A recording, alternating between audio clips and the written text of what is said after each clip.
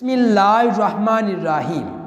Islamic وظائف library کے معزز ناظرین گرامی السلام علیکم۔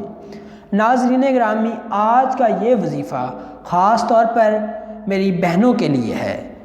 ہر عورت کا یہ خواہش ہوتی ہے کہ اس کا نصیب کھلے اور اس کی شادی ایک اچھے گھرانے میں ہو۔ تو ناظرین گرامی، جو عورت یہ چاہتی ہے کہ اس کا نصیب کھلے اور شادی جلد اور اچھے گھر میں ہو جائے، تو اس کو چاہیے کہ نماز عشاء کے بعد یا لطیف 1111 مرتبہ پڑھے، اول و آخر درود ابراہیم میں 11 بار پڑھے۔ انشاءاللہ اس کے بعد جب یہ عمل کر لے تو سجدے میں جا کر دعا مانگے، اور یہ عمل صرف 11 روز تک کرے، باقی ہر نماز کے بعد 111 مرتبہ پڑھے۔ انشاءاللہ اس کا نصیب کھل جائے گا۔